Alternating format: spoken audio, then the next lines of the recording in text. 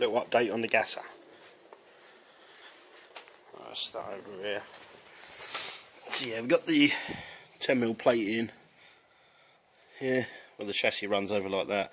So that's welded in there. A few passes of weld inside, and it's welded all on the back side.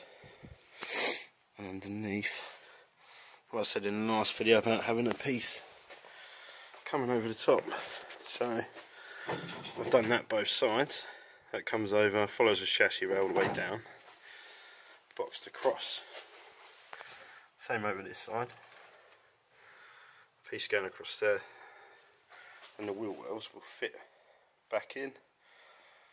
So I'll probably screw those in so I can come out if I need to at a later date, and just run some sealant around that. While I was doing that, I've had to put loads of plates in the floor because someone's idea of rust repairs is riveting alley plates over it and then welding it.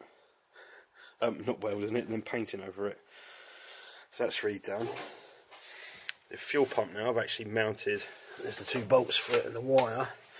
I've mounted it underneath the car because for some reason they'd cut a hole, had it mounted half in, half out the car. So they actually had the fuel line coming into it, coming out of it, then back through the floor into the tank for some reason. I really don't know why. But now that's mounted under the car, so all fuel lines, etc. are underneath, out the way. So this is a new fuel tank that I've started making. It's actually an oxygen tank out of a B-57 bomber. So a World War II aeroplane, which is very cool. Quite hard to come by, you only really see them in museums now. So it was an old hot rod trick back in the 50s, 60s. So yeah, lucky to get hold of that. Like I say, all braced through the floor, braced underneath. There's no flex in this car at all now. Also braced into this, the back boot where the latch was, because that had a slight bit of flex in that. So that's got rid of that. Battery I'm going to mount behind the tank, so I'm going to make a bracket for that in a minute, get that sorted. What else is there? Yeah, and then some paint. Hopefully nice to get it back down on its wheels. Give her a test drive. I've had a go at the rear quarter. I've had to take the paint off, unfortunately. I've heated it up, tried to shrink it. Unfortunately, I think I'm going to have to cut a line in this, cut a sliver out and weld it back together. It just won't come in enough, it's stretched too much. I did try, and my hammer and dolly skills are rubbish. But it's a lot better than what it was. Yeah, 10 times better, a bit of filler. That'll sort that out. Oh yeah, show you there. So now the fuel pump's mounted under there. And there's coilovers on this. After the 10-minute test drive, actually both of them blew and started leaking oil. So apparently this car was driven, but I don't think it actually was. But I do have, where are we? So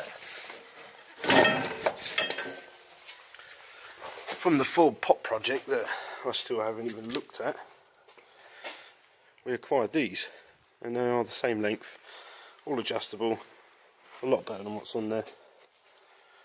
So I'll stick those on as well. That's quite lucky. Right, I'll bring you back when I've got some paint on. Right, finished all painting up. I've gone over everything in Hammerite. Looks so much better when it's dry, so it look pretty cool. And then the new fuel tank against all the black will stand out. They look really good. So are the wheel tubs. I might give those a clean up as well. They look good.